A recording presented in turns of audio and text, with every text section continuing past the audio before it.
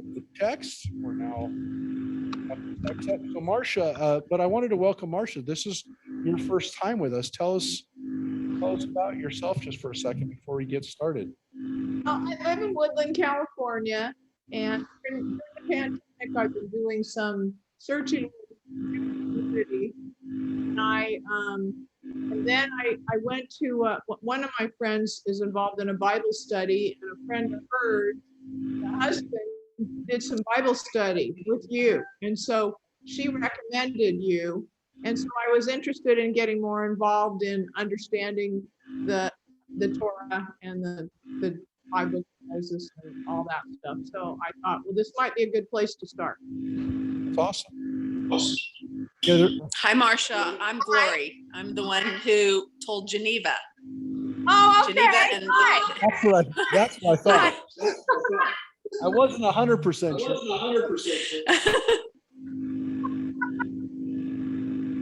Yeah, Okay. we're getting some weird feedback, and I don't. Yeah.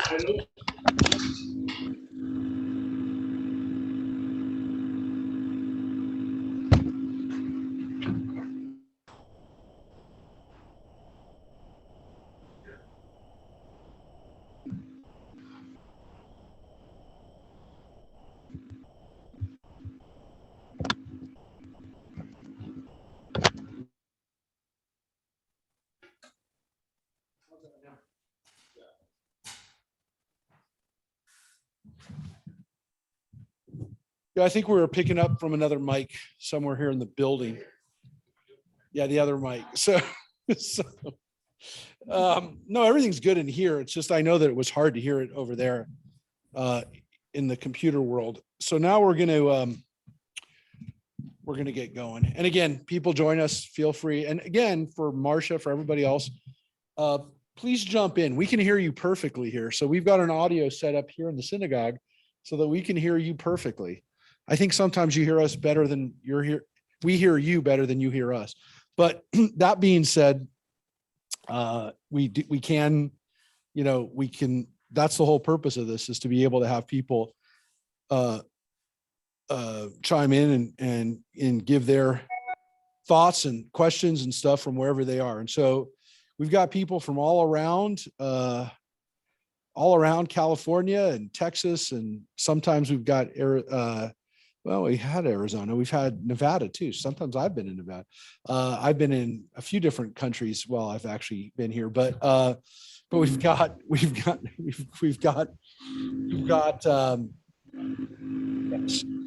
we have Oregon and Washington State sometimes here too. So, but tonight I also again, I want to welcome everybody who's here, who's joining us. We're coming. Interestingly, we're coming to the last 10% or so. Actually, no, the last 20% of the book of Genesis. The final section, the final 13 or so, 12 chapters, are all about Joseph and his brothers in the land of Egypt. And if you think about that, that's a pretty good solid section of the Bible that deals with this experience of being in Egypt. And of course, it is important because it's the background of how we wound up in Egypt and how we got to be there, so that we, how we got to be slaves to some extent was by being in Egypt. The interesting thing is that we get lines and lines, chapters and chapters about how Joseph and his brothers interact in Egypt. And really, we have 3 lines in the Torah and Exodus that explain how we became slaves. So the interactions that we're going to see here with the family for the rest of the book of Genesis, again, considering it's a considerable amount of text, we really don't get some of the most important text of how we wound up really as slaves. That's almost, again, just we're missing. Well, somebody, again, the editor, the reason that it's here, and it was before there were rabbis, but whoever the scribes were that decided which sections we're going to get or what lessons we're going to get, really wanted to focus in Genesis on the family dynamic. And by the time we get to Exodus, it's really about how we got out of Egypt. And so the details of how we wound up as slaves are really not there. It really is just as a new Pharaoh arose who didn't know Joseph, And then in 3 or 4 verses, we wind up as slaves. So yeah, so Jacob goes back. When we go back to Jacob's introduction in about chapter 27, it's half the book. So half the book of Genesis is Jacob and his sons, Jacob and the Joseph stories, which we sometimes call the Jacob cycle. That's half the book of Genesis. So it's a considerable amount of the Bible. If you think about it, from creation until Abraham is thousands and thousands of years, and it's half the book of Genesis. And the other half of the book takes place over about 100 years over Jacob's life. I guess a little bit more than 100 years, but pretty close to about 100 years of Jacob's life elapses in the last, because Jacob lives to be about 160 years old. And, we see him as an adult. We hear about his birth, and then we see him start interacting with Esau.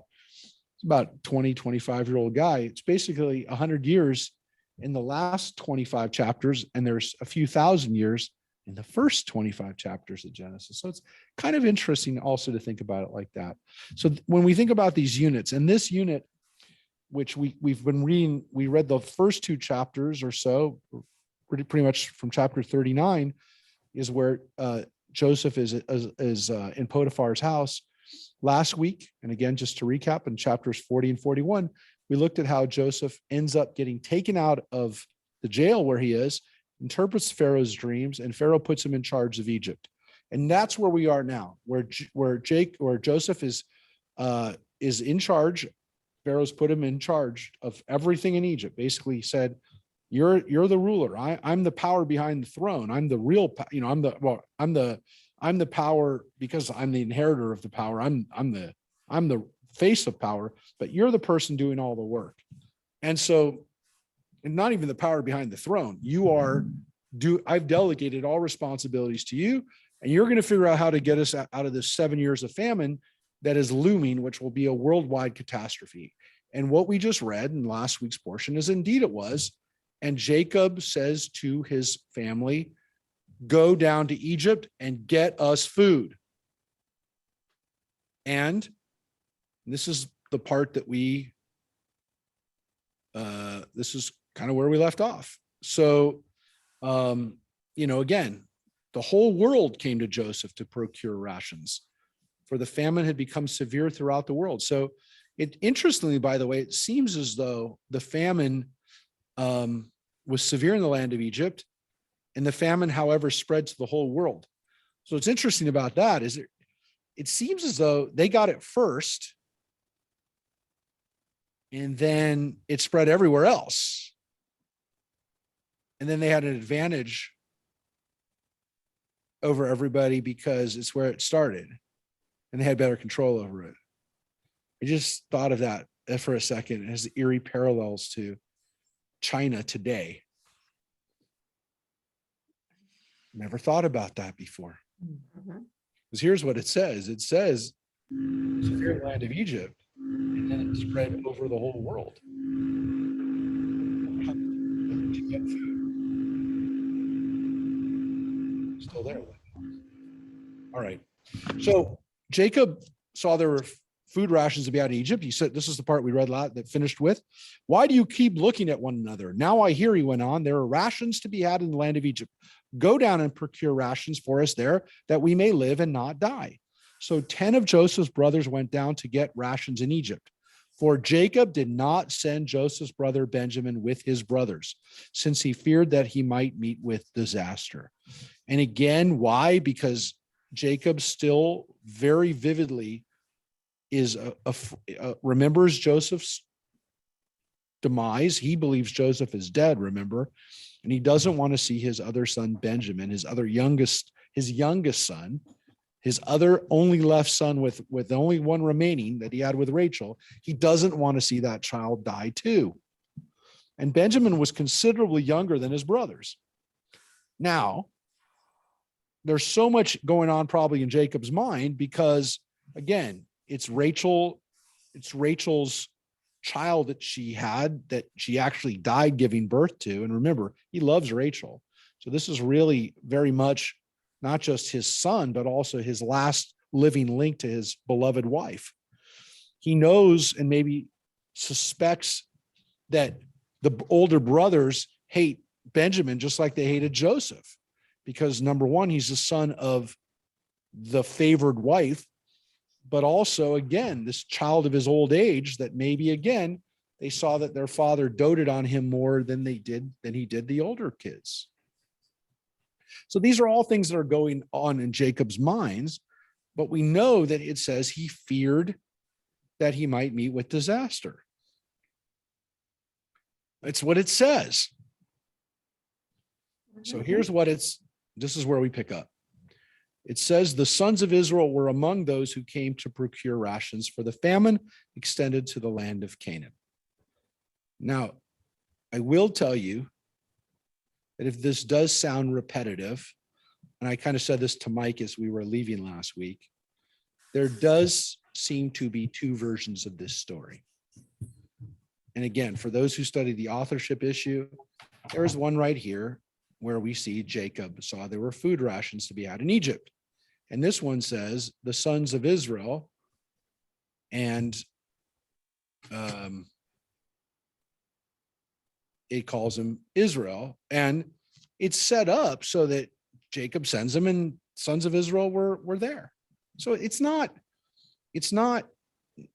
even that obvious, because the way the story is kind of woven together, it just reads pretty straight. But there sometimes seems to be a little bit of a repetition because of that.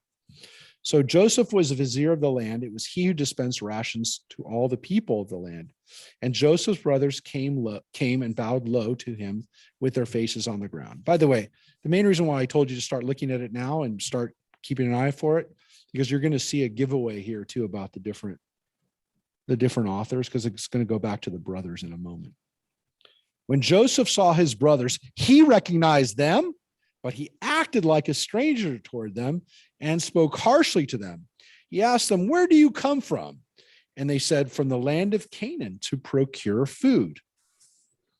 So he recognizes them, but they don't recognize him. Now, of course, they don't recognize him, because why in a million years would the brother that they threw in a pit be the one who's basically calling the shots now in Egypt? Not in a million billion years. So even if in the back of their minds, they thought, hey, this is 13 years. So maybe if they even recognized him, which again, he left as a kid, as a teenager, now he's a 30-year-old man. So very easily that they wouldn't recognize him. Plus now he's dressed as an Egyptian. He's got makeup on, he's got robes on. But like, where in a million years would their brother now be in charge of Egypt? So it's just not, it was, to think that they would recognize him would be ludicrous. It's not what you'd expect. So it's very normal. Now, remember, when Joseph got sold into slavery, when they did this to him, his brothers were already probably in their 30s. So if they're now in their late 40s, probably not as different, right? It's not that, you can't tell somebody's age between 30 and 45, but, maybe not that much. Probably the changes are not as apparent. So, maybe they're a little grayer, they're a little heavier. Think about the changes that happen to most people during that time, but he'd recognize them. So it's not correct. And you can think about that. I knew you too, by the way, Mike. Known you since you were in your 30s. So when you think about how people age, that they could recognize them and say, yes, you could actually say to somebody, oh, yeah. And in this case, he doesn't tell them he recognizes them. And it says he spoke harshly to them. So he does not start off in any sense trying to be nice to them. It says he spoke harshly to them.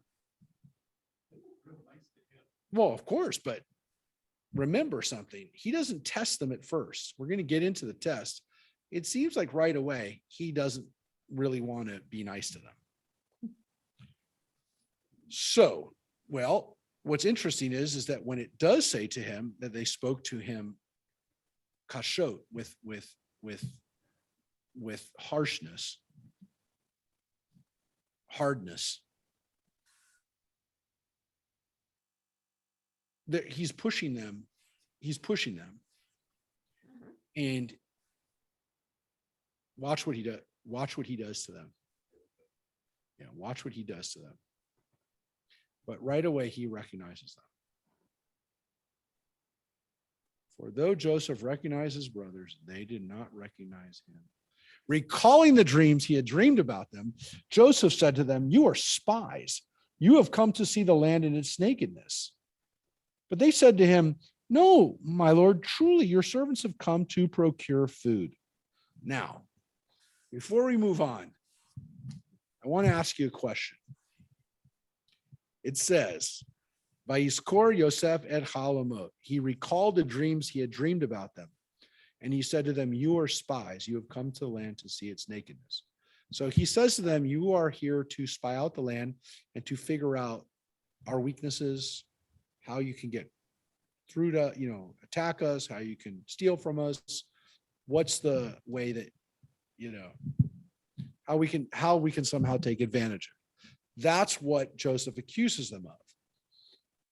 Now, there's a question that the rabbis ask in the Midrash, which is maybe they were. Maybe their actual goal was to try to figure out how to get food out of Egypt without either paying for it or figuring out why do the Egyptians have food and nobody else has food? How do the Egyptians wind up with food? What's their secret? Maybe it is. Maybe there's a reason for it. But here's the weird thing. We know Joseph had he had dreams about his brothers, that his brothers are all going to bow down to him. But when did he have a dream about them being spies? Just recalling the dreams that he had dreamed about them, Joseph said to them, "You are spies." So what happened? Did he have another dream that we don't know about? Or are these the original dreams that he had? Or he's somehow getting from that, oh, this is where they're going to bow down to me? I mean, we don't really know. It just says he recalled the dreams he had about them. Maybe there were other dreams he had. Maybe he's had dreams from since then. But it's a very strange line because it doesn't really, it throws us out and you go, oh yeah, he had dreams. Yeah, but what's this about? We don't know. I will tell you, it's definitely led to interpretations that, this is part of his feeling that those original dreams are coming true. And there's the possibility that, no, he had other dreams about his brothers since. His brothers have come to him in visions and dreams, being spies.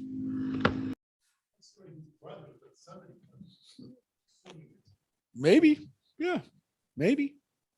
But there seems to be some information that maybe we don't have. Again, maybe it's a way of explaining those dreams. I don't really see it. I don't really see how his dreams would have led us to "you are spies." It doesn't seem to be anything in that yet.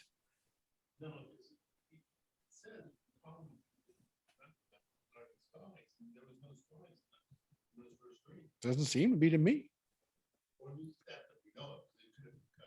Maybe he saw something in the dreams that he never said to the brothers, because he doesn't interpret the dreams. He just tells the brothers what he dreamt. And remember, it was his dad who said, "What do you mean we're going to bow to you? Me and your mother and your brothers are all going to bow to you?" So here's what they say to him back, though. This is interesting, right? Here's how they answer.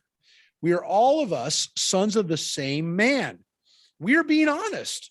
Your servants have never been spies." So first of all, of course, they're saying that we're all brothers.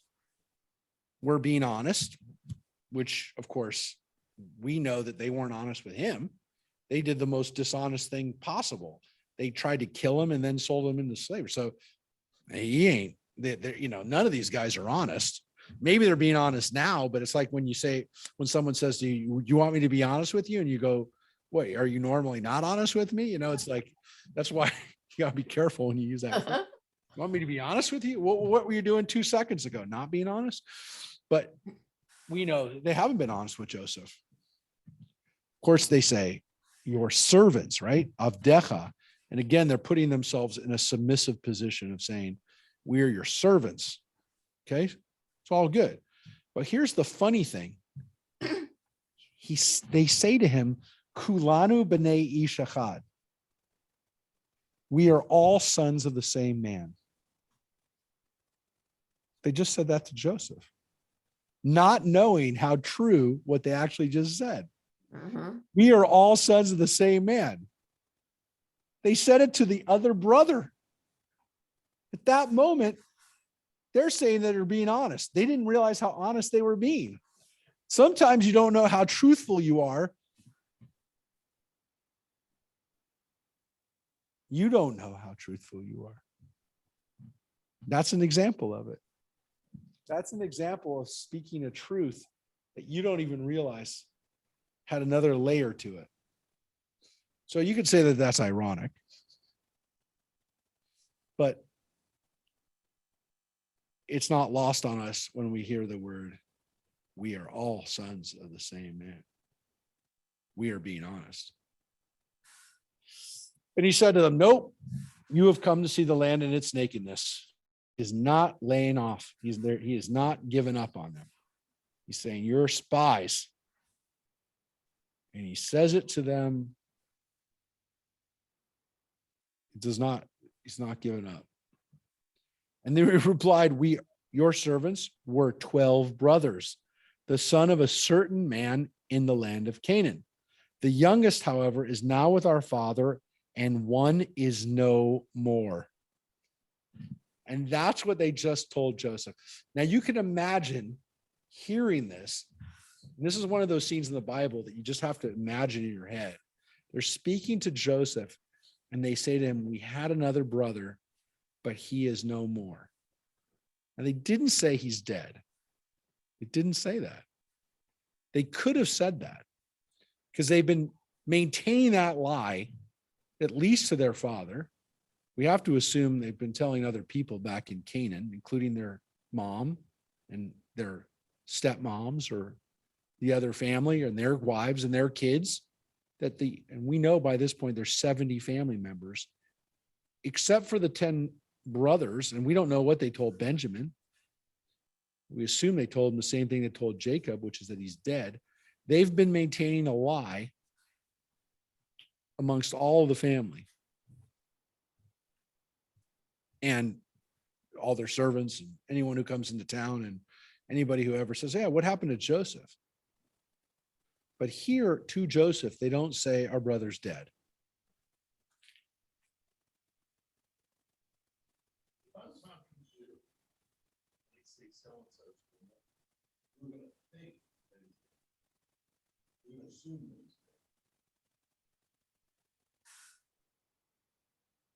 But they didn't say it. I mean, it could be. They're intentionally vague. He's not lying. Yeah, whoever's speaking it, it says they. They don't lie. They're actually being honest to Joseph. One is no more. That's the way they describe it. You know, they can say, well, he's no more he's not living in Canaan no more. He's no more a part of our family. We don't see him no more. All the no mores that are there, it's a nenu. He's not with us. He's not here.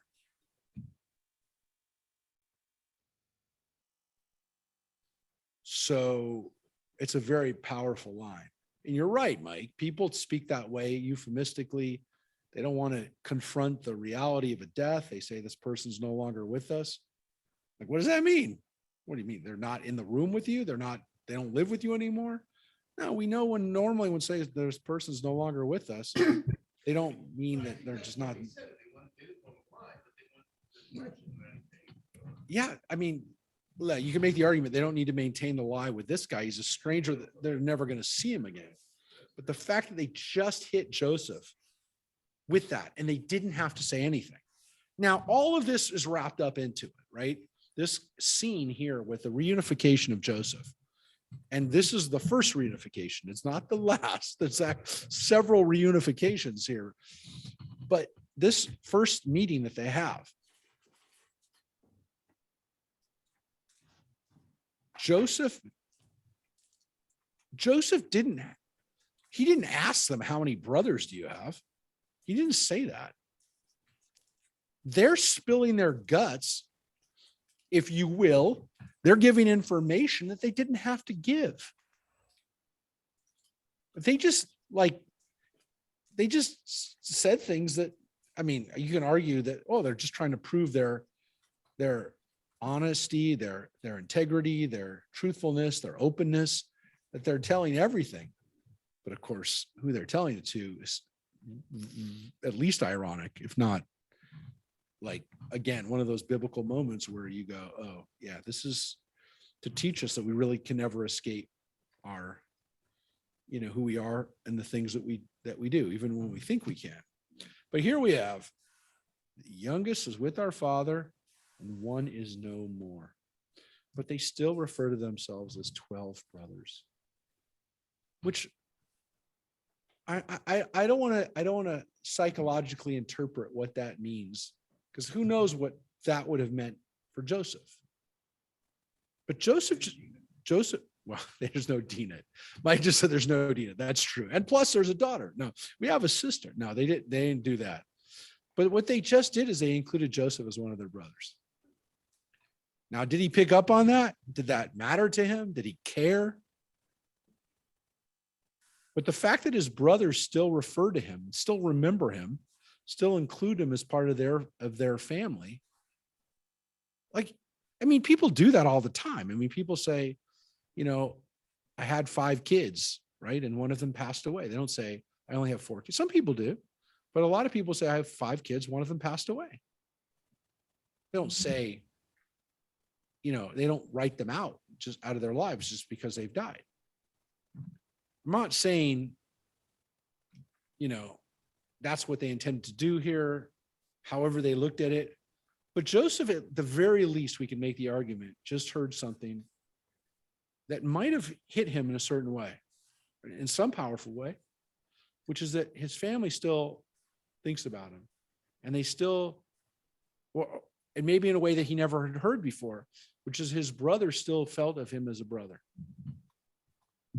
And we don't know. I mean, he could have hated his brothers with such intensity that he, number one, doesn't even care, doesn't hear it, doesn't matter to him. But maybe after not being anywhere near his brothers for the last 13 years, some part of that armor that he had put around himself of never wanting to think about his homeland again. Remember, we read last week, naming his kids, I've forgotten my house and my father. Maybe that just came back. Hearing that there was still a family that he's a part of, maybe that had an effect on him. Keep that in mind as we read this. Pretty powerful line. Joseph said to them, it is as I have told you, you are spies. By this you shall be put to the test. Unless your youngest brother comes here, by Pharaoh, you shall not depart from this place. Whoa. So Joseph just said, until I see your youngest brother, Benjamin, his full brother, you are not leaving. I want to see this. I want to see this boy. You bring this guy down to me. Now, yeah, what do you say, Mike? Yep. So now he's maybe, again, a teenager, 15 to 20 years old. And he's still young. Yeah. And so now Joseph says, you're not leaving here unless I see Benjamin. Now, of course, he has to say Benjamin because I would give it away. But the youngest brother, he's demanded him. Now, the argument has been made that Joseph at this point is trying to rescue his brother. He wants to get Benjamin away from the other brothers. Why? Because Benjamin's right around the same age that Joseph was when he got thrown into a pit. And so Joseph is trying to get his brother out of the clutches of these people that he thinks are pretty dangerous. Now you can make the argument, he's like the Pharaoh. He could go up to Canaan and take the kid anytime he wants. No one can stop him.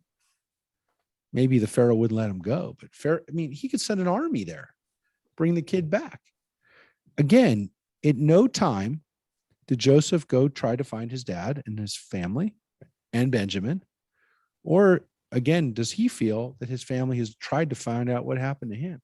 Now, remember, his dad and maybe his brother Benjamin thinks he's dead. You can make the argument he's not going to go looking for somebody who he honestly believes is dead. Joseph doesn't know that. He doesn't know his brothers have lied. He doesn't know that. He doesn't know.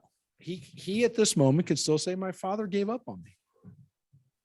My father sent me out to these monsters in the first place, knowing how bad they were, knowing how much they hated me, knowing how dangerous they were. My dad didn't care enough about me to protect me, put me in this situation in the first place. What if Joseph's been holding on to that for the last 13 years? What if that's Joseph's story, his narrative that he's been playing in his head for the last decade? It's very easy that that's what he's been holding on to. The absolute loss of his connection even to his father. This is all possible in this moment. But he says, I want to get my brother. But again, he hasn't tried to get his brother up until now.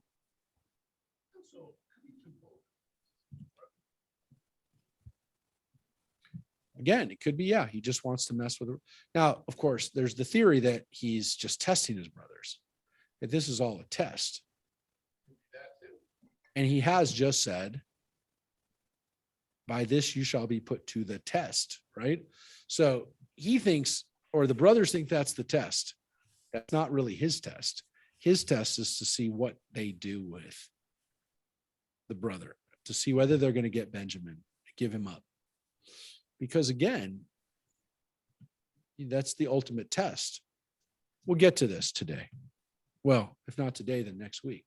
But this story is a key story. I mentioned this at the end of class last week. That's why we didn't start this, because this story of Benjamin and the whole being held for ransom, if you will, this is a key part of the whole story. So here's what it says in the next line. Let one of you go and bring your brother while the rest of you remain confined, that your words may be put to the test, whether there is truth in you. Else by Pharaoh, again, same words, Chai Pharaoh, by the life of Pharaoh. Is that what the King James says there, Mary? By the life of Pharaoh, Chai Pharaoh, which is, he's the second in command of Pharaoh, but that's invoking the life of the Pharaoh, of the God King of Egypt. By the life of Pharaoh, which, by the way, kind of intimidates and also completely obfuscates who he is, because it shows how much power he has by invoking Pharaoh, being that powerful. And then, of course, no Israelite, no Bnei Israel, no child of Jacob would invoke the life of Pharaoh, which is another way of saying by the life of their God, as God lives, as our God King lives. So he's basically making himself out to be a normal Egyptian vizier. So he says, otherwise you're nothing but spies. By Pharaoh's life, you're nothing but spies. And look where he puts them. He puts them in the guardhouse for 3 days. Now, I will tell you that this is a different word than where he was. This is not the same word as the jail, the Beit HaSachar. It's not the same place. This is a mishmar, which is why it's translated as guardhouse. Is that what the King James has? Ward. Even better. It could be the jail for the guards, or it could be simply the guardhouse.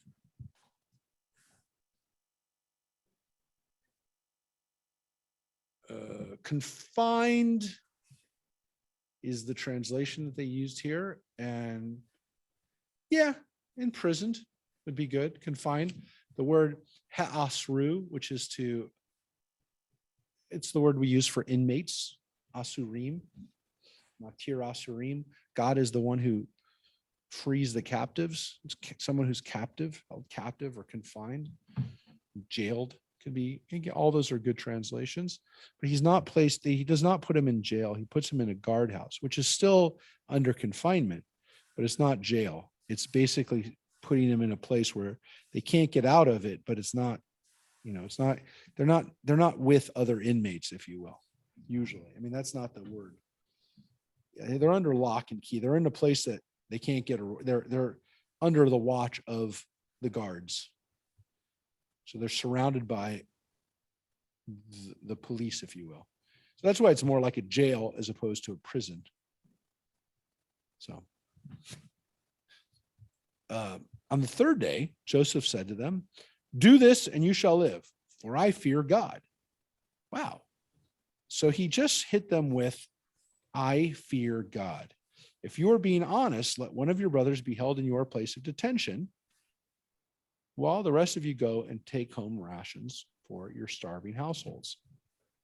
But you must bring me back your youngest brother, that your words may be verified, that you may not die."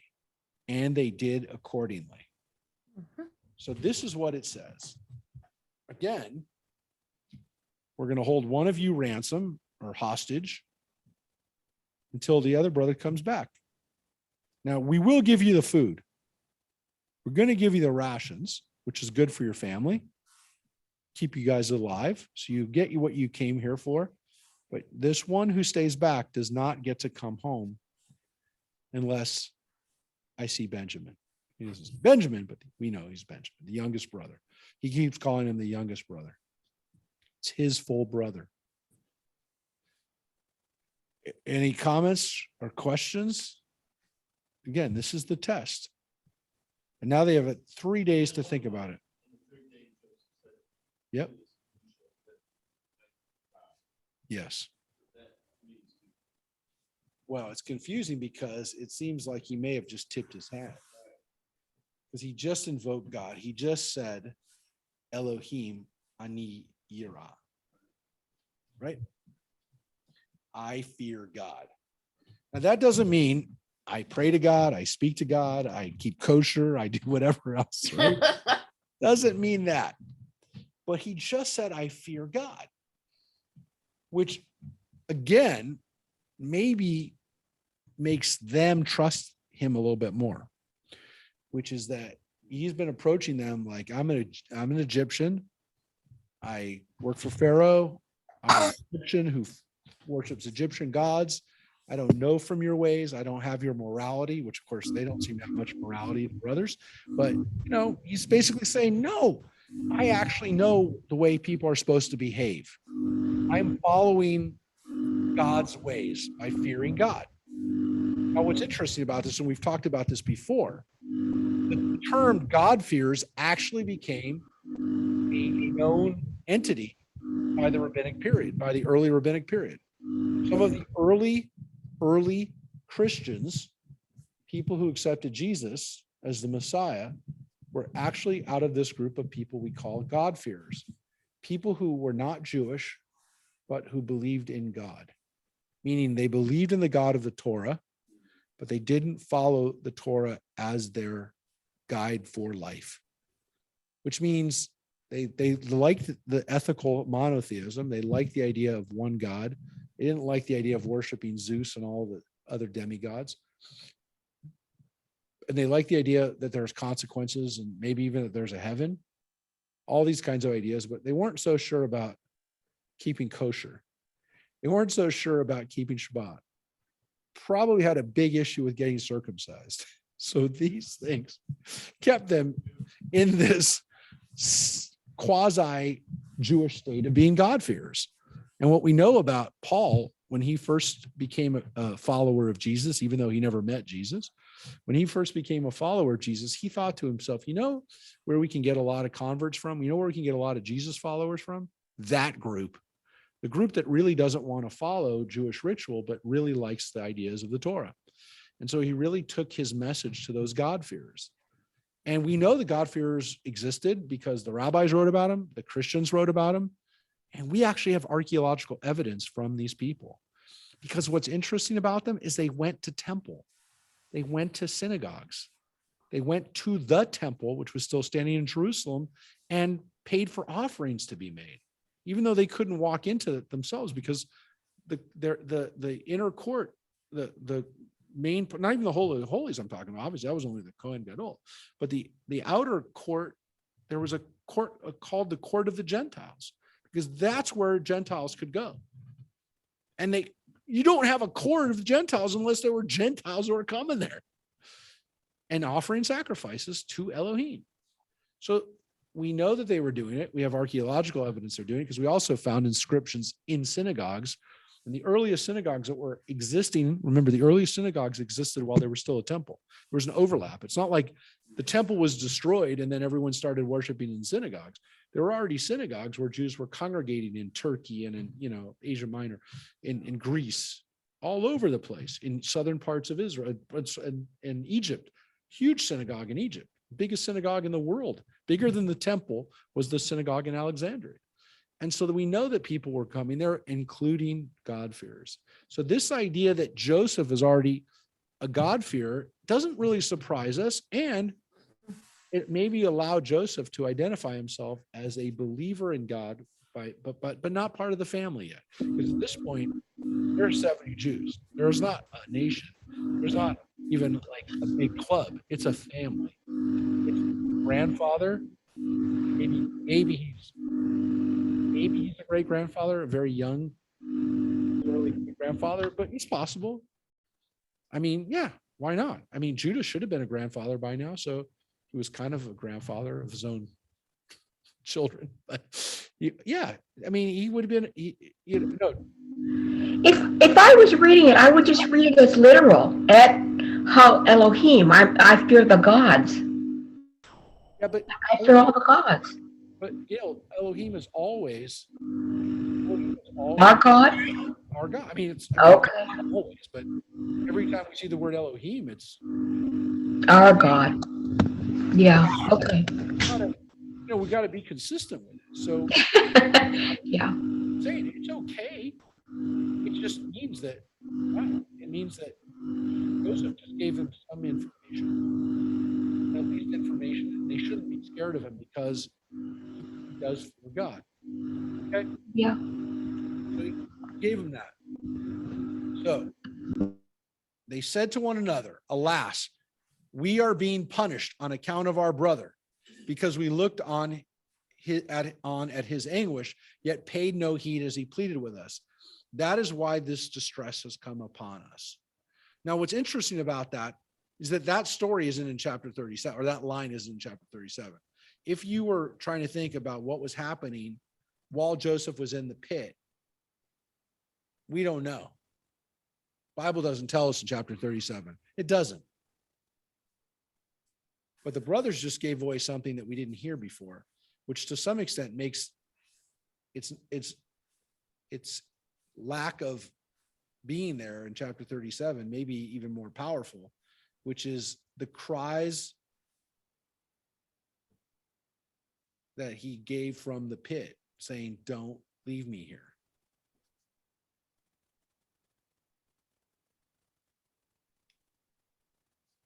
Now, the brothers have said,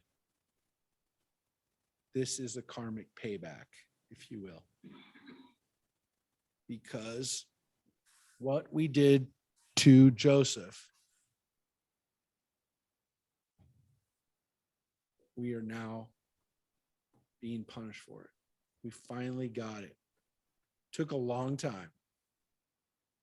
Now, again, that's why we talk about, I mean, truly, karma has to be, to some extent, visited, and, it may be in a future life, but this has happened a long time ago. They basically said, some of the brothers said, it's taken 13 years, but we finally are paying the price for that. We thought we got away with it, but we didn't get away with it. And here, if you're wondering who's doing the talking, we finally now get Reuben. Reuben spoke up to them and said, "Did I not tell you, do no wrong to this boy? But you paid no heed. Now comes the reckoning for this blood. And notice that now Reuben steps up and says, I was the one who told you. And this is the obvious I told you so moment that Reuben has been waiting 13 years to hit them. Maybe he hasn't been waiting. Maybe he's told it to them regularly. But right now, in the midst of this story, Reuben turns it into his own, I told you so. I told you. Do no wrong to this boy. I warned you. Now we're paying the price. Now, as interesting as all of this going on and happening right now in this moment, there's a very human element here, which is the fact that Reuben does what most people do when they're in the midst of dealing with consequences. It isn't my fault. I didn't do it. You all did it. I'm paying the price now for what you did. And this is a very human emotion. Now, again, not wrong. Reuben isn't lying here. He didn't want to do this. But naturally, rather than figuring out how we're going to figure out how to get out of this, and Reuben's done his own bad stuff. Remember, Reuben slept with Bilhah, his father's concubine. So it's not like Reuben is a saint, but he didn't want Joseph to die. That's for sure. But there's something missing with Reuben, as you can see here too, which is as much as he's saying, I told you so. First of all, at the end of the day, he has a responsibility as the oldest brother to make sure that the rest of the brothers don't get out of line. So the fact that he had to come back and fix it and tried to fix it, of course he didn't, but he tried. His idea was to come back and get Joseph out. But the fact that he failed, the fact that they did this in the first place, to some extent, as the oldest brother, the one who was in charge that day when they were out pasturing the flocks, there's something wrong with him. The other brothers, if he knew what was right and he couldn't keep his brothers in line, then he's not a very effective leader. Mm-hmm. It just isn't. He didn't do his job. He didn't protect his brother. Here's another issue that makes him not a very effective leader. He's also not taking responsibility like a leader should. He also now says, I told you so. Mm-hmm. You need that. It's not what you need the leader to do. No. Right now, they're in a jam. Right now, Joseph has said, one of you staying behind. And what does he say? I told you so. That's not a solution. It's also a very weak way of trying to get credit for something 13 years. Who cares now? I mean, yeah, you're right, Reuben. You're right. We should have listened to you. But that's what I would have said if I was one of the other brothers. Yeah, we all screwed up. And now this is your answer. We should have listened to you 13 years ago. Okay, great. So what are we left with? What do we do now? We're sorry, Reuben. We didn't listen to you 13 years ago. Now what are we going to do? Now here's another important point right here. Joseph was standing there the whole time. They did not know that Joseph understood, for there was an interpreter between him and them.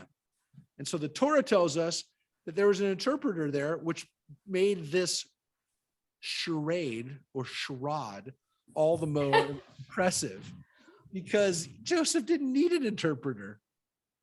Joseph knew everything that his brothers were saying the whole time.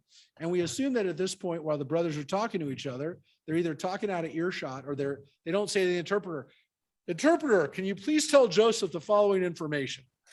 Which is the way they probably did things in those days. So they're not being necessarily quiet. They just didn't tell the interpreter, please tell Joseph what we're telling you. Because they probably said, why does Joseph need to hear this? They don't know it's Joseph, right? They don't need the vizier. In their mind, the vizier doesn't need to hear this discussion. But it's interesting. He's accusing them of being spies, but he was spying on them as they were talking. Correct. So he was a spy too. Exactly, Joyce. He's the ultimate spy because he is not given away, or he's basically taking advantage of the fact that he understands everything that they've just said. Right. He doesn't have to decode it. He knows exactly what they've said. So the interpreter tell him anything. So they don't hear the interpreter translating, so they figure he doesn't hear them. It's literally the mic is off at this point. Well, it's a hot mic, if you will. Here's the whole thing. And this is the key scene. And again, one of the great scenes of the Bible is, what does Joseph do at this moment? He turned away from them and he wept. But he came back and spoke to them, and he took Shimon from among them and had him bound before their eyes. But it's that line right there. He turned away from them and wept. Wow. Wow. He had to he couldn't look at them. He had to get away for that moment. He had to turn around because he was crying. Because at that moment, at the very least, he understood that Reuben did not want to kill him. This is the first realization, if you will, that this was not everybody. This wasn't necessarily all my brothers who wanted to get rid of me. Mhm. And, I've always felt, my understanding of this was always this emotion of like his heart suddenly like melted a little bit because he wasn't as hated as he thought he was. Mhm. That's the way I used to read it when I was a kid. As I've gotten older and had more experience with human emotions of my own and with other people, I've come to understand that there was another issue here for him, which is that, like, that's probably the emotion that I felt because, when you're a kid and you're trying to pick up on why people feel the way they do, and you haven't experienced it yourself, you simply say, oh, I understand. Like, I'm watching someone's emotions, and this is what I think you're trying to tell me. When you've actually experienced these emotions, and as you get older and have experienced more emotions, you realize it's not just that Joseph, that's the simple answer, which is that Joseph just found out that not all his brothers wanted to kill him. That's really nice. But there's another problem here for Joseph. That's actually Joseph's problem. It has nothing to do necessarily with his brothers. He's constructed a whole narrative in his mind about what happened to him. And that's now falling apart. And he now is confronted with the fact that the story that he's been telling himself for the last 13, well, it's actually now more than 13 years, right? Because that was 13 years. And now the famine's already in. So for over 20 years, because this is now 20 years after he's seen his brothers. So for the last 20 years, he's been telling himself a story, and the story wasn't necessarily the real story. So it's not just that his brothers are not necessarily, or some of his brothers aren't as bad as he thought, but that his narrative, his story, what he thought was the truth was not the truth. And then that got to like who he was. It got to at a level of saying, wait, who am I? Because if I've built up a whole identity based on certain things, and they're not the case, then what is my story? Who am I really? He's now been confronted with this.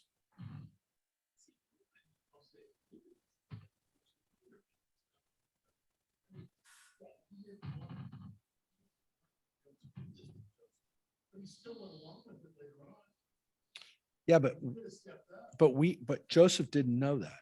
I know we know that. Joseph did not know that. So Joseph didn't know that the whole reason he got put in the pit, because remember, putting him in the pit was Reuben's idea. Right. Reuben said, put him in the pit, and the Torah says, because Reuben was planning on coming back to get him. So the problem is that he didn't know that.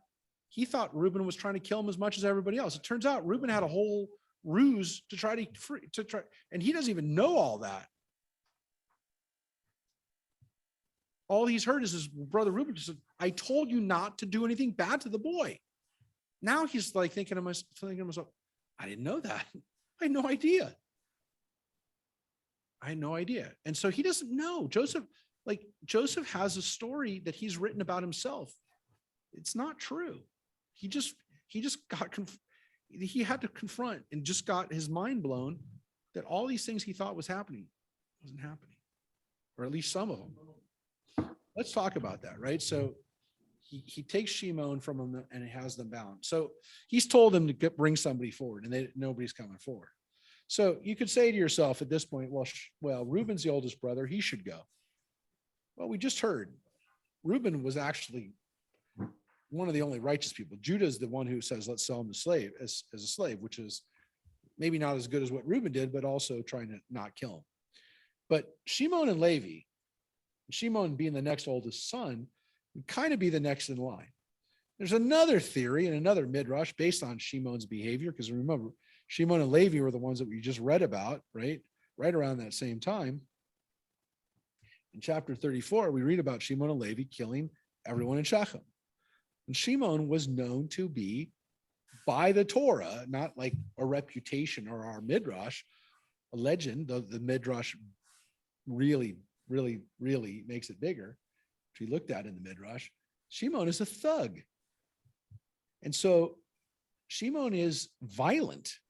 And Jacob, at the end of his life, says that Shimon and Levi are violent kids.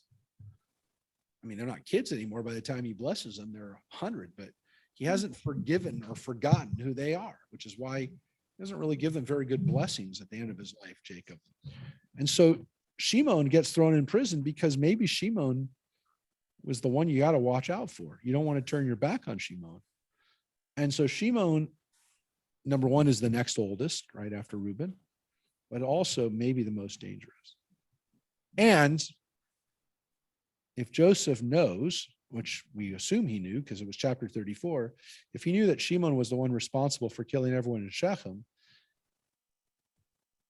this is the guy that every one of the brothers knows is the one who's got a short fuse. So if we're going to lock this guy up, we've also now neutralized the guy that we have to worry about the most. So if the kind of midrash goes, hey, look, if we take Dan or Naphtali or one of these other brothers, Shimon is going to bust him out of jail. But if you take the toughest guy and you arrest him, then everyone else falls into place. It's like, when you go to prison, you're supposed to knock out the biggest guy on the yard. So Shimon is the biggest guy on the yard. So we knock him out, we bind him up. The other brothers are frightened. And the midrash goes even further. I'm going to tell you why. I don't expect you to remember it because we read it a long time ago, but you were reading it a couple of years ago. He came back to them and he spoke to them, and he took Shimon from among them and had him bound before their eyes. Now it literally says, now we normally would think there's no way that Joseph is going to, touch this guy, right? This guy's a Canaanite shepherd. There's no way that the Egyptian vizier is going to touch this guy. So when it says that he came to them and he took Shimon, we assume that some other guys took him. But the midrash says, Shimon was so big, so tough, that there was no Egyptian that could lay a hand on Shimon. He would just kill him.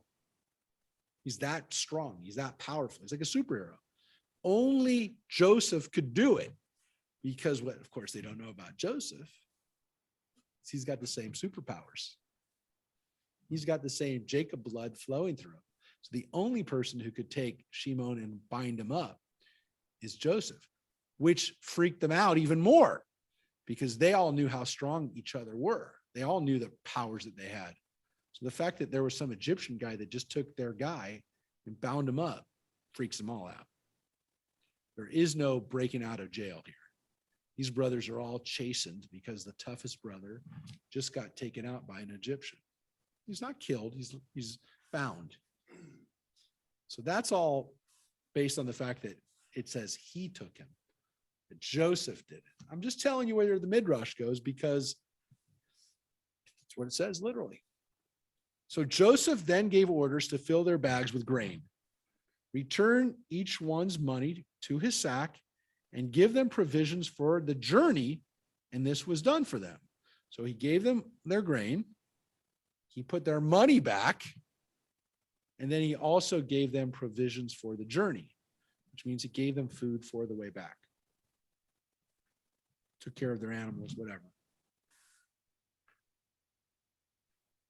So they loaded their asses with the rations and departed from there. As one of them was opening his sack to give feed to his ass at the night encampment, he saw his money right there at the mouth of the bag.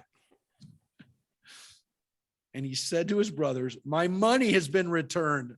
It is here in my bag." Their hearts sank, and trembling, they turned to one another, saying, "What is this that God has done to us?"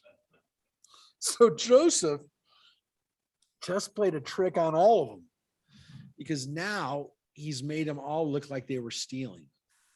He's, again, going back to what Joyce said, he did the ultimate spy move, the ultimate trickery here, deception, which is that he's now made them unsure of their own status, because he's basically planted evidence on them that they're thieves, because he gave them their money back.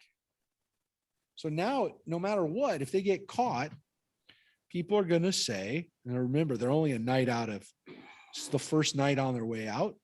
If these guys come and chase us on horseback, remember, if they're traveling on asses, on donkeys that are loaded with food supplies, they're not going half as fast, not even a third as fast as a guy on a horse. Soldiers on horseback. If these soldiers catch up to them, they're dead. They're all dead. They're all in trouble. So yeah, Joseph is playing a game with them.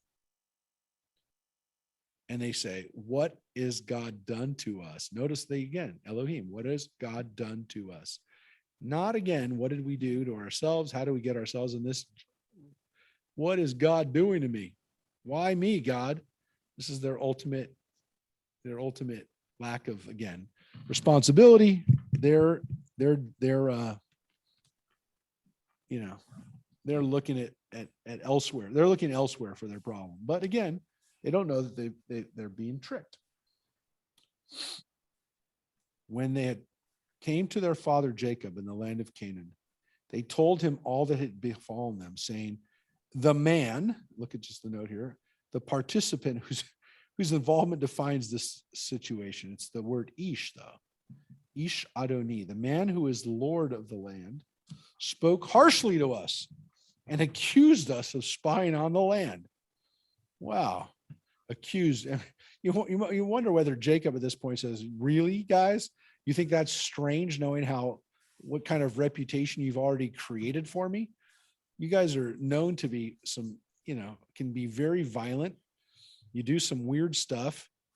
We know you had that whole incident in Judah where you found a prostitute who turned out to be your own daughter-in-law." And I mean, like, is Jacob really surprised that his sons have gotten in trouble? We said to him, "We're being honest. We've never been spies. Done other things, but not spies. There were 12 of us brothers, sons by the same father, but one is no more, and the youngest is now with our father in the land of Canaan." So they tell them what they told Joseph in Egypt. There were 12 of us brothers, sons by the same father, but one is no more. That's what they said. Again, the word enenu is not here anymore. No more. But the man who is the Lord of the land said to us, "By this I shall know that you are being honest. Leave one of your brothers with me and take something for your starving households and be off. And bring your youngest brother to me, that I may know that you are not spies, that you are being honest. And then I will restore your brother to you, and you shall be free to move about in the land."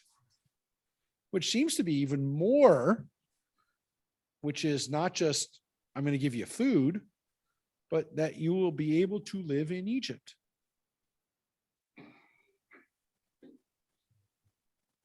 But the whole thing is weird, because you got to bring your youngest brother. What's that about? Why would this guy ask for the youngest brother? It's such a weird thing to ask for.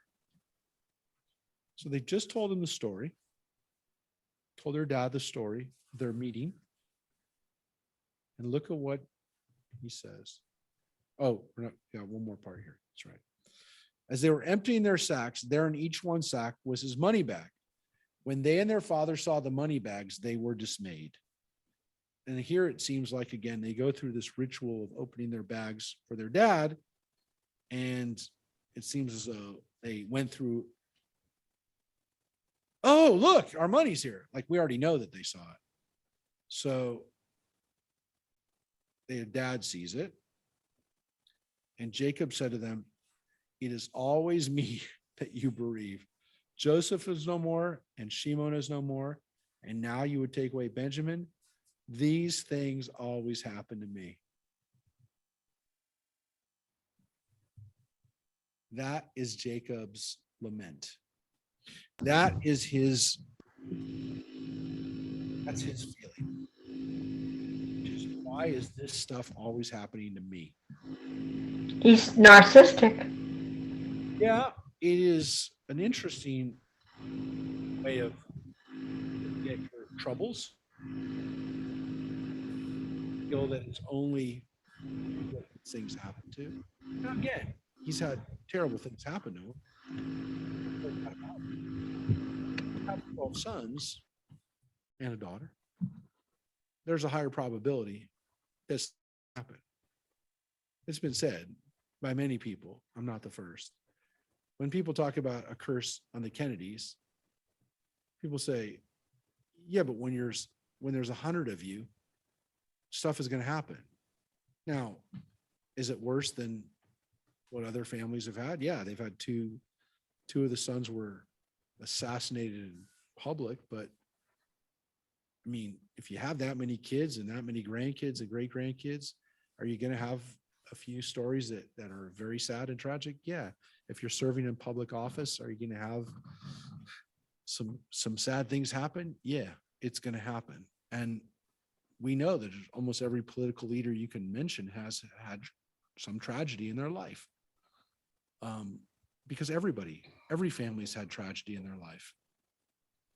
But here, there's no doubt that Jacob says, these things always happen to me.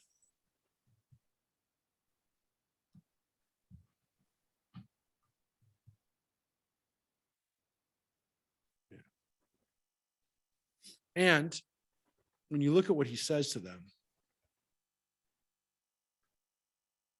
you're doing this to me. You always bereave me. You're always causing me not grief, but to grieve. What's the King James say? Yeah. Bereaved of my children. You know.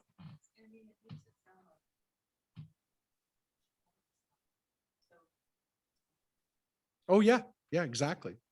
I was just going to say that. He's written off Shimon as dead already. Shimon's gone. That's his calculation. Jacob's calculation at this point is, you think you're going to take Benjamin? Are you kidding me? I've already lost 2 sons. He's done. He's like, he listens to this story that they come back with, and he says, are you kidding me? You have already killed or been responsible for one of my son's deaths in Joseph. You went down, and whatever happened down there in Egypt, Shimon is now being held hostage and is probably dead or gonna be dead, because we're not going back and you're not going back. And there's no way you're taking Benjamin, because you're already responsible for 2 of my sons being gone. And again, it's that same word, Enenu. Yosef, Enenu, Shimon Enenu. They are no more.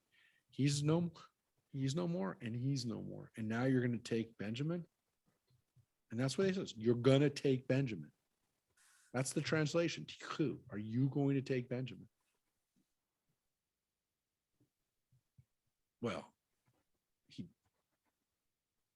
it could be, but it's rhetorical in the sense that there's no way you're taking Benjamin. You think you're going to take Benjamin? You're taking Benjamin? And he says, you got to be kidding me. But again, what sticks out in your mind is when he says, these things happen to me.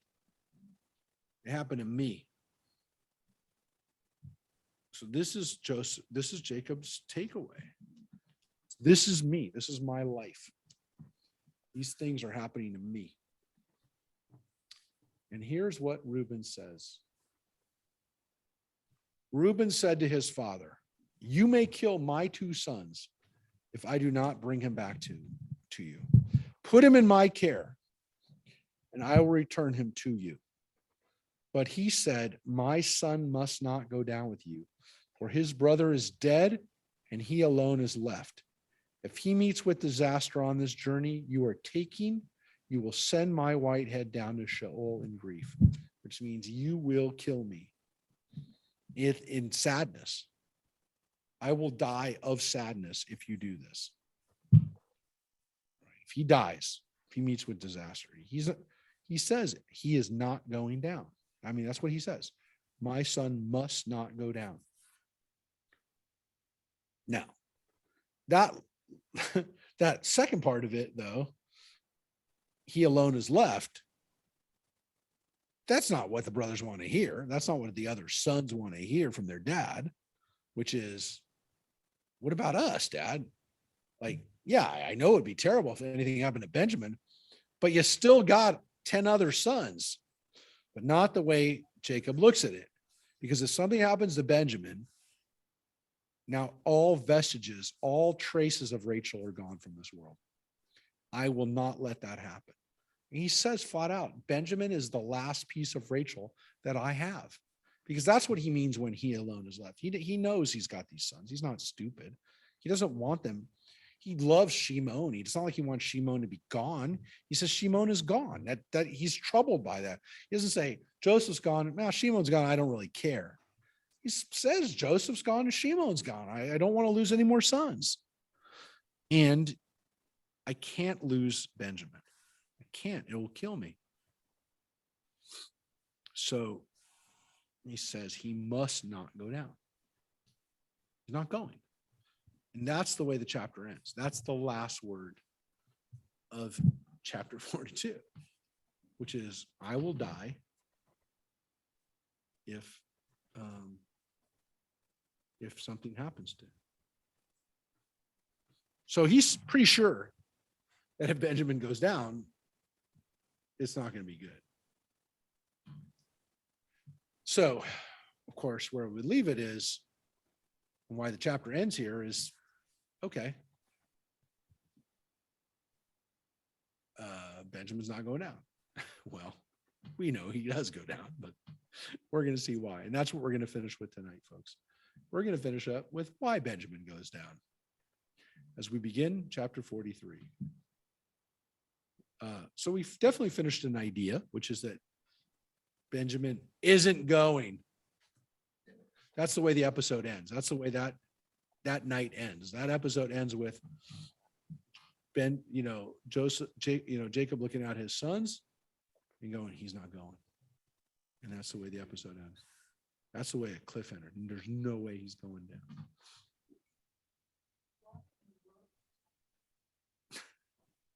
Yeah. You could say, yeah. So Mary's point is, why did you give that information away? Yeah. Why did he do that? What would have happened if they hadn't spilled their guts? But it's almost as if people do that. I mean, if you want to know the truth, I hear it all the time. I'm like, listen to people, I go, why would you say that? There's no reason for you to say that. Nobody asked you for that information. You didn't have to give that information. It would have helped you a lot more if you hadn't given that information, because now you look nuts, or now you're just giving away, a piece of who you are that you didn't have to give away. I think about it all the time. I'm like, why did that person just say that? Look, I have these discussions with my kids sometimes. I tell them, you don't have to tell everybody every piece of information about yourself.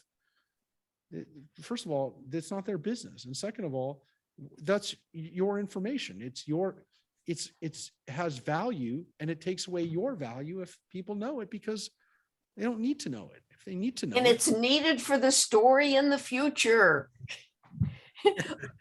Because if it wasn't there, it couldn't go on with everybody going to Egypt. there's a very personal issue here, Joyce, which is that very human issue, which is that we've all done it. We've all overshared, and That's true. You do. Mary asked that question. It's a very real question, because when he makes that point, when you think about it, we've all done it. We've all gotten ourselves into trouble by saying something that we didn't need to say, because we didn't think about it. We just did it unintentionally. We did it, to be honest, but there was no reason to do it. I mean, I've done it. I mean, I obviously I'm more aware of it when other people do it, because I can think about it, but I think about it. I overshare too, but it's a, look, it's partly because if you're naturally honest and open, you're going to do it more. But I mean, that's one of the good sides about being a little bit more secretive, and I wouldn't say, just a little bit more close to the vest, is that people that also then tend not to give away information that people can know about them. So I know all kinds of people. As a matter of fact, I'm looking at who's on this list right now, of who's on right now. Right now, I don't know that much about Marcia, but I can tell you, there are for the people who are here, there are people that I know well enough who represent the entire spectrum of sharing, undersharing, and oversharing. So, and that's just, you get a group of people together, and we have about 12 or so, 13 people with us right now. You get that many people together, and you're going to see that. You're going to see people who are very different when it comes to what they'll share. There's something else unusual here. What? For a father to show that much unconscious disregard for 10 of his children and look so narcissistic. He's all focused on him, on his Yeah, I agree. That's what I said. yes, it's too narcissistic. It's not attractive. It really is Disappointing. And that is that ultimate line of, why do these things happen to me? Yeah, he's all focused on me. It's a natural reaction, though. I mean, it's a natural reaction that, again, we need to work on. No, it isn't natural. All of us have that feeling sometimes where we feel like we're the only At times, but this is I know. I mean, gross. our ancestor Jacob, Not with Joyce. wish that Jacob had more self-realization and more Can't hear you. You're not anywhere near the phone. I said, yeah, because I'm trying to get this feedback away. I was saying that what Jacob did here is what a lot of people do when they initially are confronted with a loss, which is, why do these things happen to me? Because it feels like sometimes it just feels like that. Now, again, you're right, because Joseph died, or in his mind, Joseph died, but that was 20 years ago. Now Shimon has been taken hostage 20 years later, and it's bad. But you're right. There's a certain, well, you've had 20 years. I mean, maybe there's stuff that's happened we don't know about. The Torah didn't really recount what was happening back in the land of Canaan, right? When we were following, this is important, the last 3 chapters is we're reading about Joseph in Egypt in Potiphar's house. We know nothing about what was going on back at home. We don't know what was happening with Jacob's sons. We don't know. I mean, the only thing we know is chapter 38, that story of Judah and his sons, and the story of Tamar. That's the only story that we get that was back in Canaan while we were in Egypt. So we don't know. Maybe other things were happening to him, but he doesn't recount it. He doesn't say, and what about that other thing that happened? And what about that other thing? He says Joseph and Shimon. And you're right. If over 20 years, those were the 2 bad things, the worst things that happened, and which are pretty bad. But if those are the 2, you kind of are a little narcissistic and self-absorbed. Mhm. Why are these things always happening to me? Because most of us would say that over a 20-year period, we're going to have some loss. We're going to have some bad Yeah. things. We're going to lose some people that are close to us. And some of them could be tragic. Some of them could be things that we horrifically say, no parent should lose a child. No parent should lose a grandchild, which happens. A grandparent. So it shouldn't happen. But that being said, except You're right in that Rabbi Mark, line of, these things always happen to me is the line that you kind of go, that's I can't understand that because there has been so much loss for many of us in the last 3-4 years.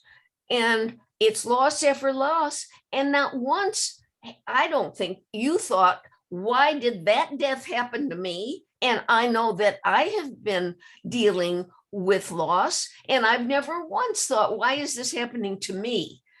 Yeah. It wouldn't occur to me to turn it around to myself. Yeah, and to some extent, one could make the argument that, well, look, he also lost his wife Rachel a long time ago. He didn't mention that, but you could say that's also part of his losses. But Yeah. and he also, by the way, let's think about it, because we really didn't mention this, because this is true. I mean, I put it out there. I didn't really think about this until just now. I never really thought about this because I always read about, we read chapter 38 a few weeks ago about how Judah has his sons, Aaron, Onan, who died with Tamar.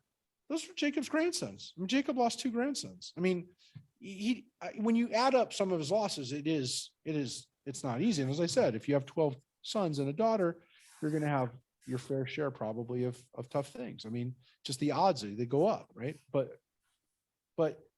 But again, he doesn't say that. And again, you would also say, but shouldn't we understand that these things all happen to? I mean, look, I think some of us go through periods of time where we just get hit with one thing after another. And I say it to other people, and I say it's happened to me. I mean, I lost my mother and my stepfather within 2 months. Right.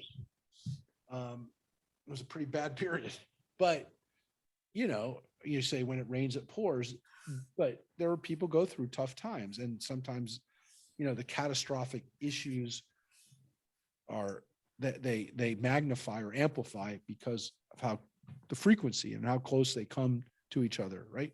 But there's one other issue we haven't even looked at. In our time now, parents try not to show favoritism among their children.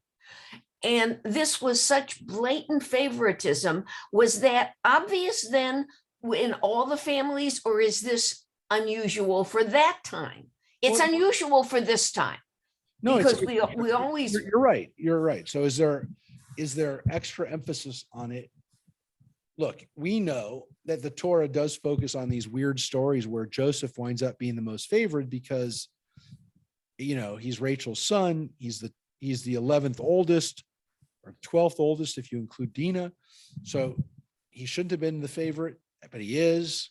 So there's lots of stories of that favoritism. Yes.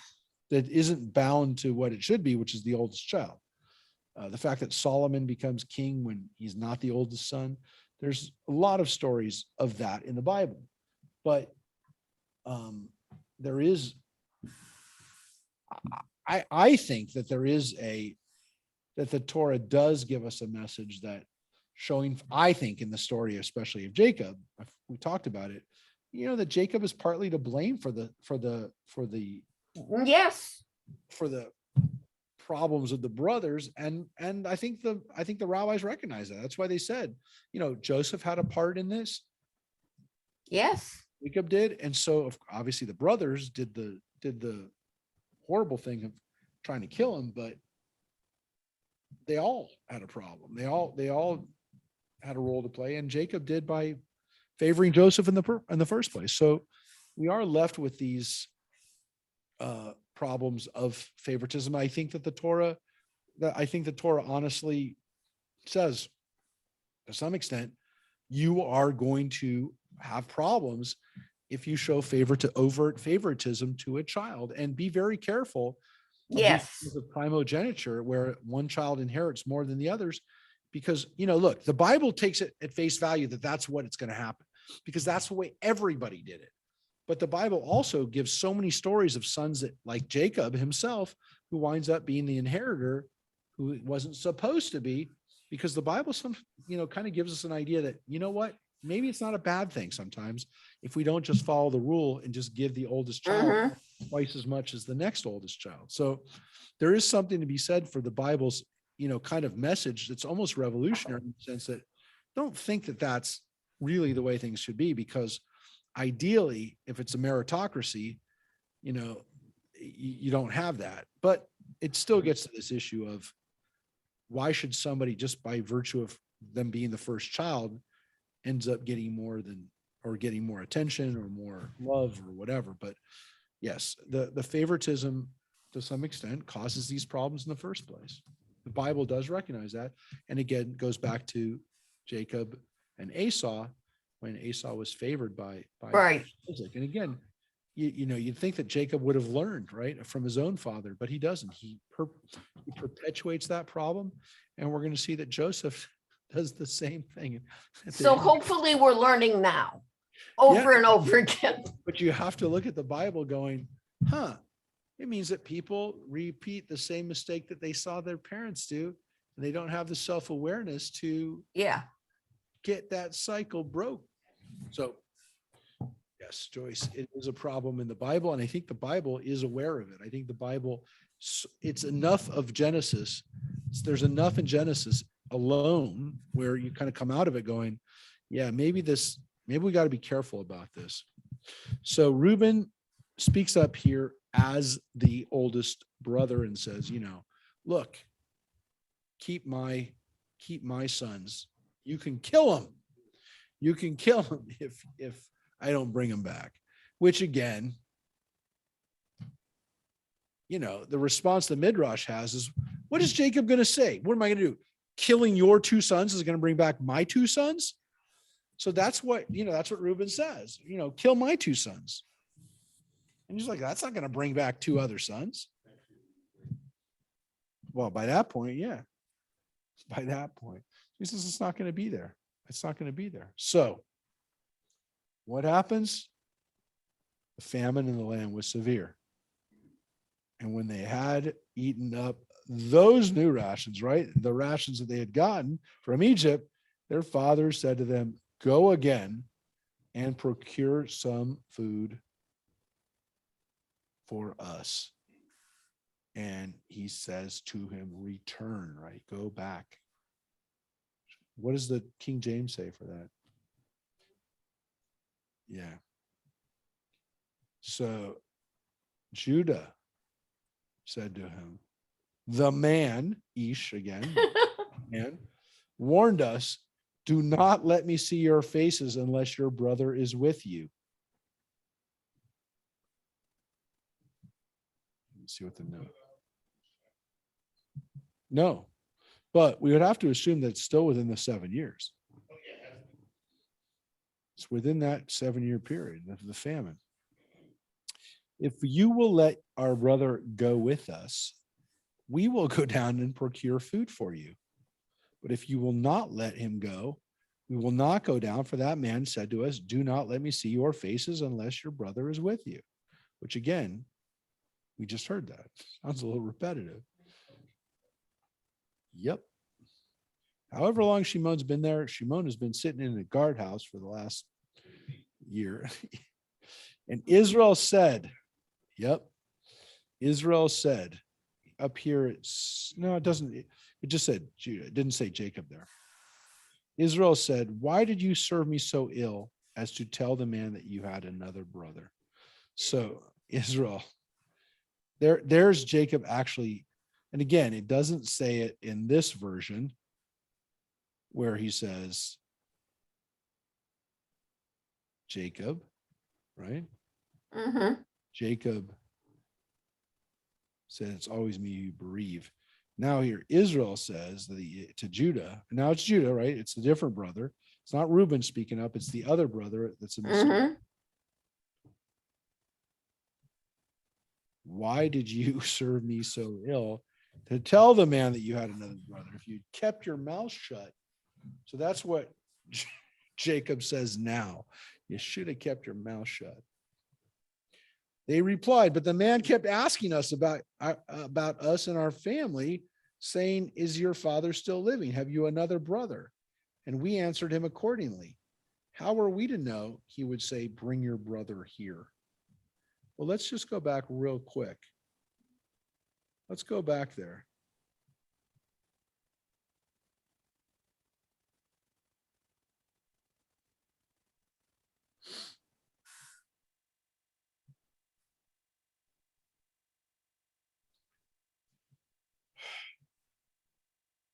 We are your servants.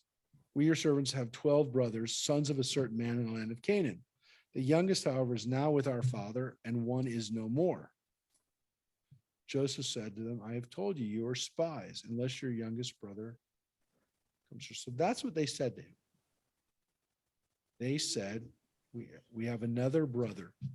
Now, he didn't ask them, do you have another brother? He told them he had another brother.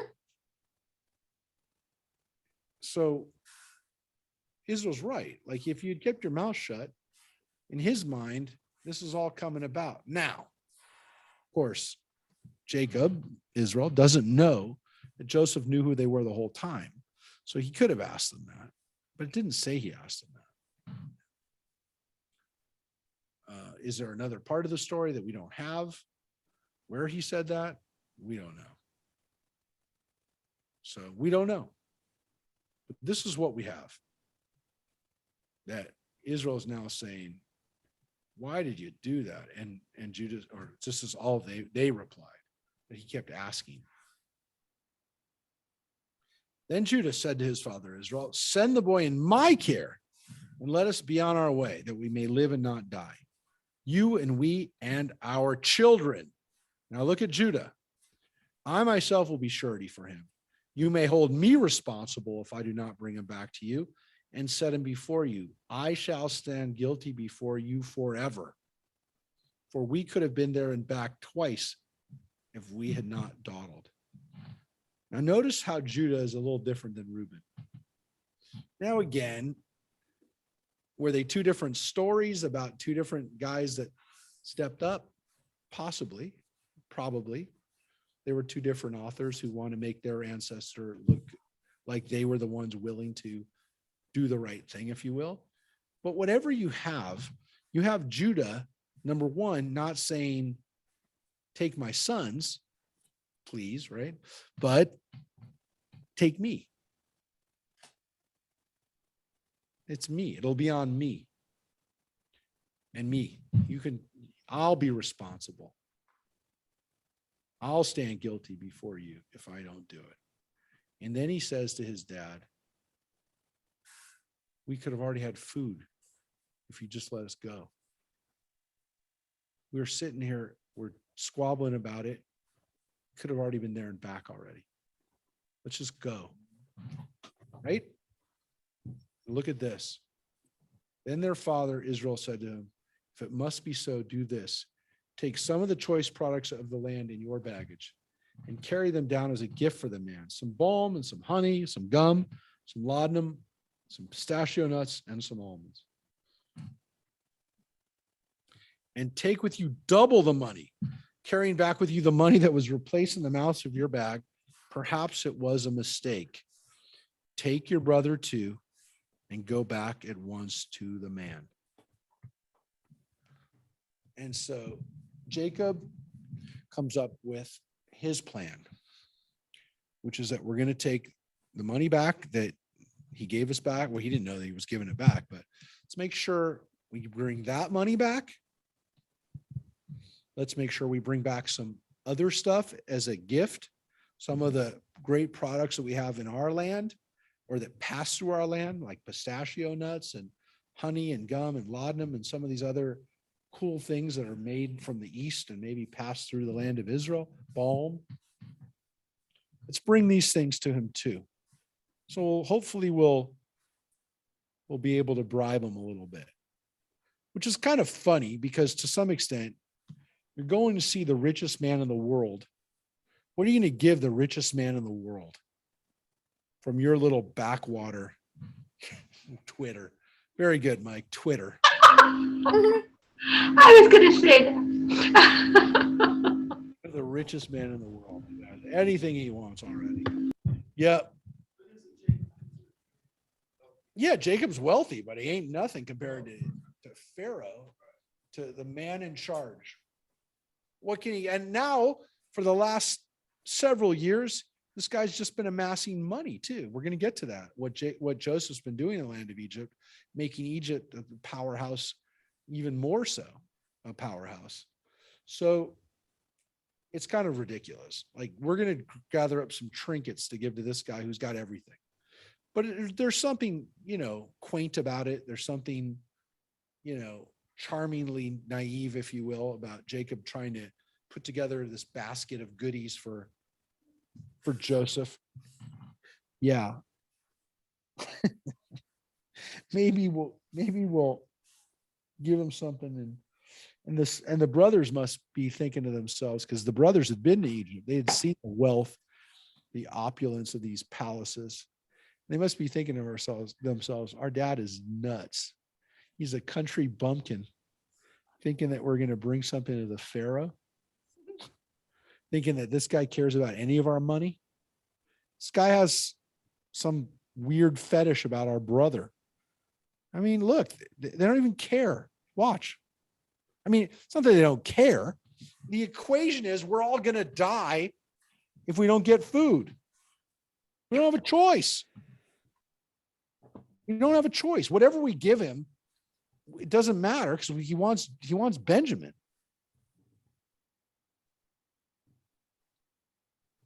And here's what he says.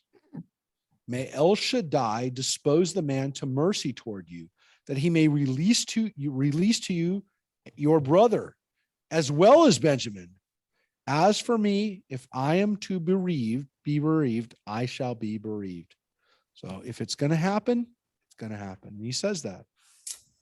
If it's going to happen, it's going to happen. So let's look at that word, right? So let's read the next part. So the agents took that gift, and they took with them double the money, as well as Benjamin. They made their way down to Egypt, where they presented themselves to Joseph. So why does it say agents? The participants whose involvement defines the depicted situation, i.e., the sons who have been delegated as their father's agents. I would say it is unnecessary for them to have said that. What did the King James say? Yes, there's no need to go through this, the agents, because the word in Hebrew is vayichu ha'anashim. Anashim just means men. And what they're trying to say is that there's, for whatever reason, the person who translated this wanted you to know that every time that they saw the word ish or anashim, that they found it interesting that the Bible used that word for the people rather than just saying the brothers. Mm-hmm. They. Because it doesn't have to say anything. It could just be vayichu etamachane. They took. It could have just been that. And so every time you see the word ish, that certain man, which was on the other one, right? Disposed the man. So the fact that they keep using the man or the agents or this language, whoever translated this found it to be interesting. I'm sure that, again, this is where people who get into the biblical authorship and who look at why these words were used in a formulaic way, looking at it compared to other stories, that is another way to read it. I would say it's less, it takes away the emphasis of the narrative and what the actual emotions are in this. But Jacob basically, says, whatever. If it happens, if they die, I'm going to be bereaved. I mean, he basically says, I have no choice. I have no choice. So they presented themselves before Joseph. When Joseph saw Benjamin with them, he said to his house steward, take those men. And that's again, the participants. It's the word ish. Take those anashim, the plural, the anashim. Take those men into the house, slaughter and prepare an animal, for those men will dine with me at noon. So here's the weird thing. These guys have come back. He sees Benjamin, and he now knows that they don't know that they've passed the test yet, but they're part of the test. They've engaged into the test because Benjamin is here. And now we're going to see what happens, because now they're going to sit down for a meal. We're going to sit down for a meal. The man did as Joseph said, and he brought the men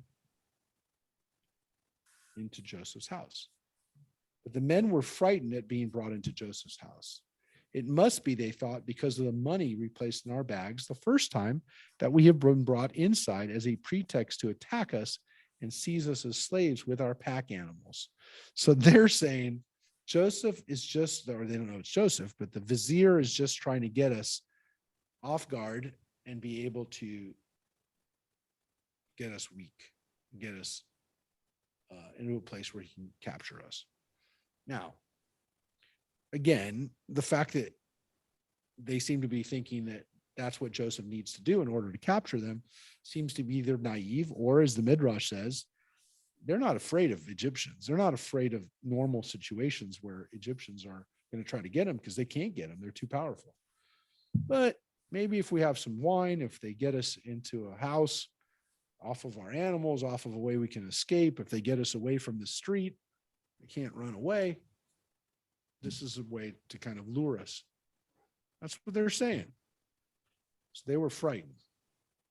So they went up to Joseph's house steward and spoke to him at the entrance of the house. If you please, my lord, they said, we came down once before to procure food. But when we arrived at the night encampment and opened our bags, there was each one's money in the mouth of his bag, our money in full. So we have brought it back with us. So they tell Joseph's guy, his main guy, the one who runs his major domo, if you will, that, look, the last time we came here, we did not take the money. It was given to us or wound up back in our bag, whatever. We paid it, and we didn't know until we already got out of town. And by the way, that only works if they didn't know when they were a day away, because then you make the argument, well, why didn't they go back and give it to them right away? Because they had already gone a day's journey before they came back. So, you know, you can make the argument that they were like, well, we better not go back now. So they're going to think we stole it and they're going to kill us. Better off just keep going. But now they're here. And so they right away say, look, I just want you to know we didn't steal anything. I know, you know, and so they actually offer up too much information because they didn't have to say that, but they're worried. I mean, they did it because they were scared. We know why they did it. They were scared. And they say, look, we brought it back. And we brought down with us money to procure more food. We do not know who put the money in our bags. And he replied, all is well with you. Do not be afraid.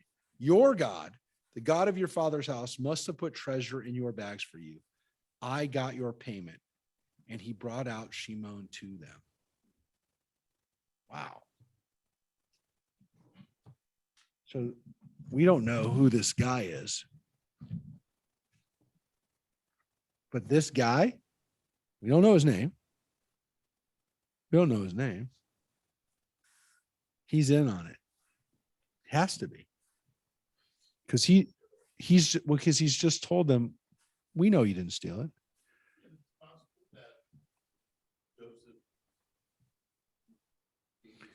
But at least Joseph has told him. That means Joseph had to tell him about the bags, because he's told him that there's no problem. Now, the rabbis, not liking the fact that we don't know this guy's name, and the fact that this guy says, your God, the God of your father's house, has done this, everything's gonna be okay. They don't like the fact that we don't know who that is, and they don't like unattributed people in the Midrash. So who do you think they think this is? We want to guess? Anybody want to throw out a guess? The rabbis like the idea that this major domo, this one who's been put in charge of Joseph's house, is none other than Joseph's oldest son, Manasseh. That Manasseh is working for his father and has been given the responsibility of being in on this secret, which means that now Manasseh, at least by this point, has been let in on who his father really is. Yeah, but he could be like, he could be by this point be 12, 13. He could be around bar mitzvah age, because if he's born during the years of substance, right? And let's say he's born in year 1 or 2 of that, and now it's year 6 or 7 of the famine. He's got, he could be 12, 11, 12 years old. Now, of course, the rabbis like to tell us, he's no ordinary 11 or 12-year-old. He's Joseph's son, man. They got special powers. The rabbis like this idea that the sons of Jacob were like the Avengers. They all had their special powers. Joseph's obviously is his mind, right? He's got the ability to see dreams and see the future, right? He's got, a mind like nobody else. But every brother has another power. I mean, Naphtali is supposed to be fast and not really fast, like flash-like speed, like the Flash. So each one of these guys Shimon has got great strength. All these brothers have some kind of power. So they like this idea. And this idea that, Manasseh is carrying on with his father's mental gifts. He's got those kinds of, almost superhuman knowledge. He's been brought into this. So here comes Shimon out for however many months, year that they've been gone. He comes out. The steward brought the men into Joseph's house, and he gave them water to bathe their feet, and he provided feed for their asses, and they laid out gifts to await Joseph's arrival at noon. Tzoharaim. That's what it says, at noon. Where they had heard that they were to dine there. And when Joseph came home, they presented to him the gifts that they had brought with them into the house, bowing low before him to the ground, just as Joseph had always seen. Joseph had known that they would one day be bowing low before him. Mm-hmm. And the dream just was fulfilled. He greeted them and he said, "How is your aged father of whom you spoke? Is he still in good health?" Yep. Somewhere. Yes. Well, no, it did say he had a father. So originally they said they have a father and they have a brother. So they did tell him. I don't know that they said he's aged, but you'd have to assume that he's aged. He sees these guys that range in age from probably at this point to, from 60 down to 40. They replied, "It is well with your servant, our father. He's still in good health." And they bowed low and made obeisance. So more bowing, I guess. Looking about, he saw his brother Benjamin, his mother's son, and he asked, "Is this your youngest brother of whom you spoke to me?" And he went on, "May God be gracious to you, my boy." So there he is seeing Benjamin, his full brother, and that's what it called, his mother's son, as opposed to his father's son, because they're all his father's sons. But this one is his mother's son. And he says, "May God be gracious to you." And again, he invokes Elohim. And he calls him my boy. So you can imagine that Joseph's probably getting pretty emotional right now as he's going through this charade of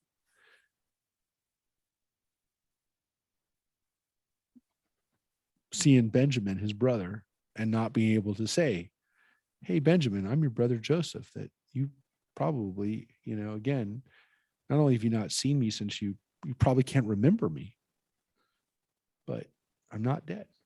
But he can't say that yet.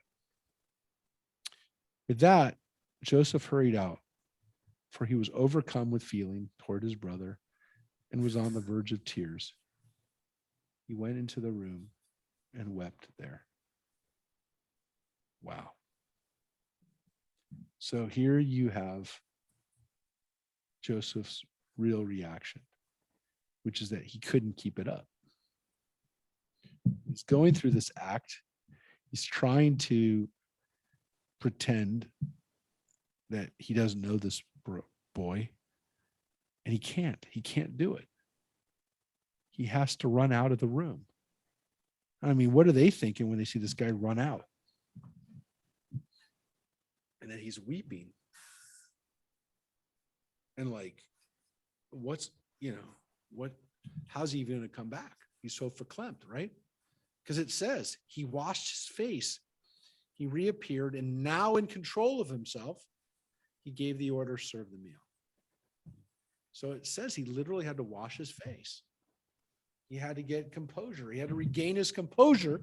He had to get himself together so he could say, serve the meal. Serve the meal. And they served him by himself and them by themselves. And the Egyptians who ate with him by themselves. For the Egyptians could not dine with the Hebrews, since that would be abhorrent to the Egyptians. And so there you have this idea that they wouldn't sit at the same table as them. The Egyptians didn't want to eat with the Hebrews. So when we talk about, Jews wanting to eat apart from other people, yeah, well, there was a time and place where the Egyptians didn't want to eat with us. The Egyptians wouldn't eat with us. And as they were seated by his direction, from the oldest in order of his seniority to the youngest in order of his youth, the men looked at one another in astonishment. Portions were served from his table, but Benjamin's portion was several times that of everyone. And they drank their fill with him. So Benjamin gets singled out for extra portions. There's something, they see that Benjamin's getting taken care of very well, better than them. So probably at this point, they're not too worried about Benjamin because he seems to be getting preferential treatment.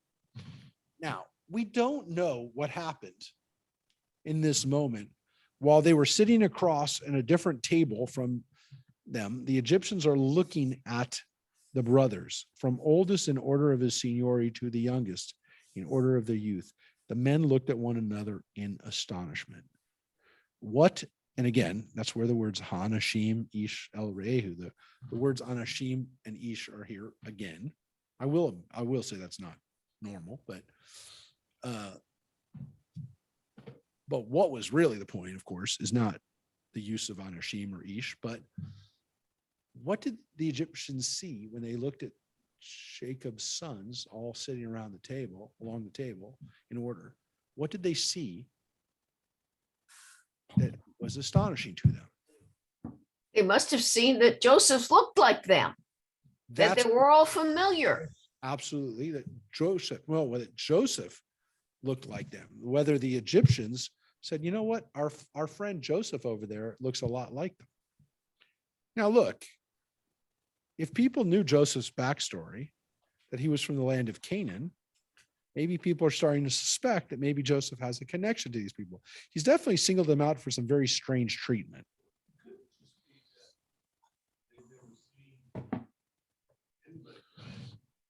Could be that they're just normally don't eat with Hebrews. Could be. There's Midrashim that, again, these brothers were so almost superhuman that when people looked at them, they were like, holy moly, these are superheroes. So that they were baffled or astonished or like amazed at them. There's another Midrash that one of the weird things about them is they all look like Jacob. Mm-hmm. Never had they ever seen a bunch of brothers that all looked the same. They just looked like different versions of the same guy. They were almost like clones of Jacob. And so they all looked the same, which is why Joseph looking like them was pretty much, that ain't a coincidence. You don't get another kid that looks like this guy. He fits somewhere on that birth order towards the end there. Yeah, he looks like he could be right in that family. Now, even with his Egyptian clothes on, his wig, his shaved head, his makeup, his whatever, he kind of looks like those guys. So maybe that's all part of it. But whatever it is, the men looked at one another in astonishment. The Egyptians are looking at him in astonishment. And that's where we're going to finish off, because the next part is about what happens when they leave. Because the story, the back and forth, is only partly happened. So, my friends, it's a perfect time for us to say buenos noches. Buona notte. Buona notte. I don't know. It's been great to see everybody. Thank you. It's time for us to say thank you, Rabbi. Marsha, Thank enjoy you. your- Thank you. Love you all. Good to see you all. Good to see you. Bye. Bye. Bye. Tomorrow night, Yom HaShoah.